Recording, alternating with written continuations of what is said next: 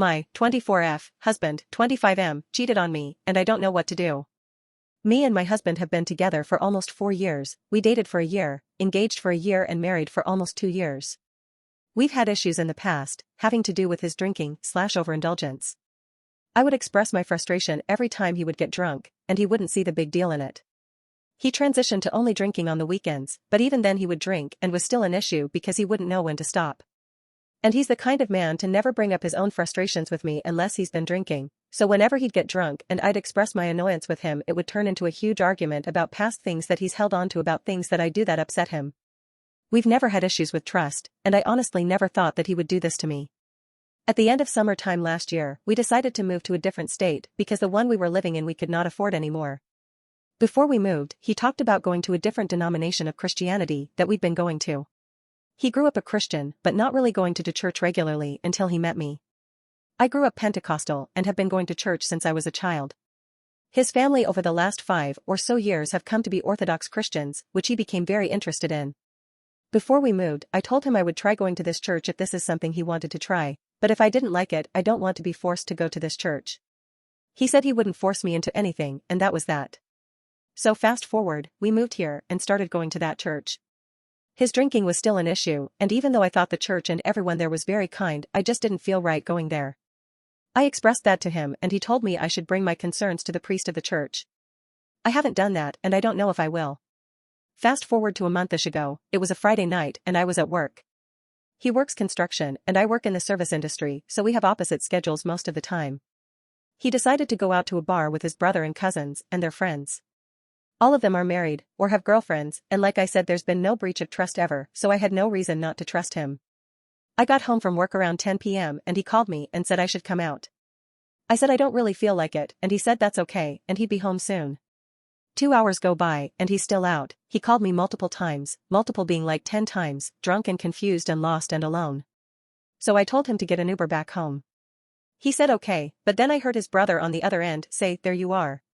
So I told him to stay with his brother and come home soon. 2 hours go by, it's 2 a.m. and all the bars close at this time. We share our locations with each other so I could see where he was. I texted him and told him to get home and I fell asleep by my phone. I get a call from his brother saying that they lost him and they couldn't find him and they had left him downtown alone. So I call him again, and I heard a woman on the other end laughing. He picks up and says, "Hello," and I said, "Who is that?" And he said, "Just a friend." I said, "Don't lie to me, who is that?" He said, "There's no one here." Listen, silence, he blatantly lies, so I said, "Get home now. If you're not home in 20 minutes, I'm locking you out." He says okay. I watch his location start to move like 10 minutes later. We live like 15 minutes from where he was, and it took him an hour to get home. I watched his location go into different neighborhoods and turn around, and he took the weirdest and longest way home. His location never stopped during those movements, so I don't even know if anything more than what I ended up seeing happened. So an hour goes by of my watching his location, and eventually gets to an intersection a minute away from our house. Then his location stops moving, and his phone says it's at 0%, Life 360 tells you their battery percentage. But he was a minute away from the house, so no big deal. 20 minutes go by, he's still not home. So I decided to get in my car and go drive to where his location was last updated. Drive around the gas stations, there was no parked cars, nothing. So I drive back home, check his location again, and it shows me that it's back down the road that he already came down. So I got in my car again and started driving towards him. Until his location started to move towards me again. I drove home and watched the location until finally they pull in front of our house. I was watching from our window through the blinds, peeking through, so he couldn't see me watching. It was dark out, so I could only see their silhouettes, but I watched as he leaned over to the driver's side that looked like they were kissing. He leaned back over after probably a minute or so of them kissing. I watched him turn the dome light on in the car and I could see them, talking and smiling. He turns the light back off, and leaned back over and kissed her again.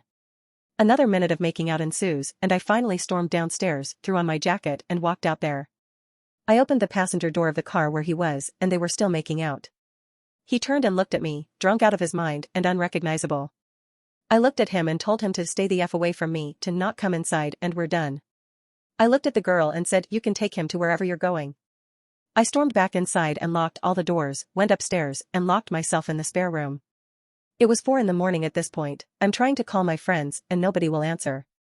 I looked out my window and saw him standing in the front, the car gone now.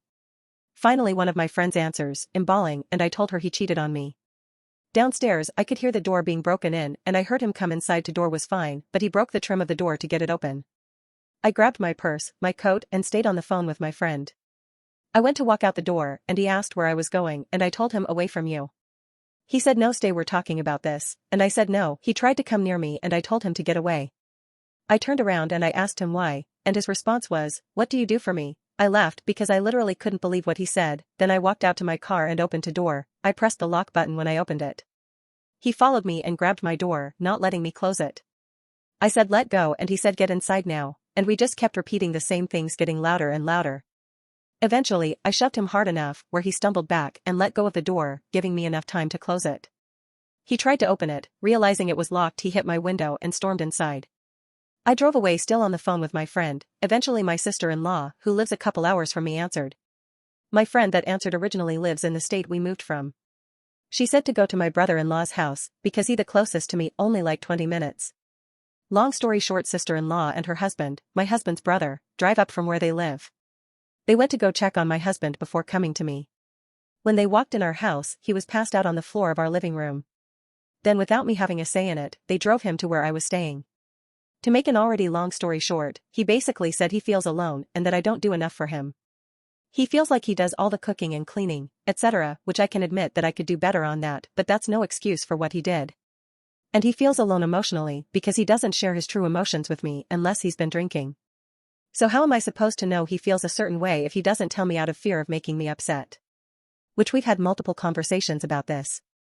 I told him it doesn't matter if it makes me mad, he still needs to say something instead of letting it fester. Still nothing changes in the behavior. I packed a bag and stayed the night at his cousin's house because nothing came of the first conversation. He said he was done drinking completely. That first night I stayed at his cousin's, I drove over to our house to see if he kept the promise, and I walk in and there was an empty either 12 or 18 rack of beer. I can't remember which amount it was. I said you already broke my trust again, and I asked why he was drinking and he said, well, I didn't know you were coming home. I walked away laughing because I couldn't believe the excuse. I said that he should be begging on his knees for me not to leave him. I said how lucky he was to have me. I am the most loyal person you will ever meet. And I have had many men approach me wanting to ask me out, but I never thought for a second about doing anything like that because I am married. My friends bought me a ticket home the next day and I stayed there for a couple of days. I made the decision to stay and try to work on it because I love him so much. I told him he needs to quit drinking, which he has for almost a month now, no more nicotine, he needs to get on ADHD medication, he needs to get his license back, he got a DUI 2 weeks before split wedding, and we need to go to a different church. He also has surgery he needs to get done. He hasn't done any of these things for himself since we've been together. Which now he's taken some initiative and gotten appointments for most of these things.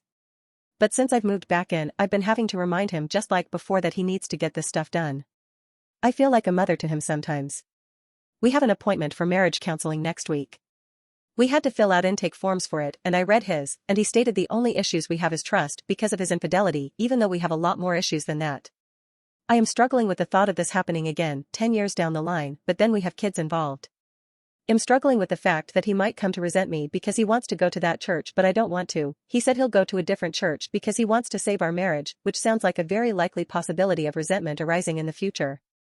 I'm afraid that he will go right back to what he was doing before and making me nag him over and over about certain things. I just don't know what to do anymore. I would love honest advice. I can answer any questions because I couldn't very well fit all our relationship fights or conversations in one post. Subscribe.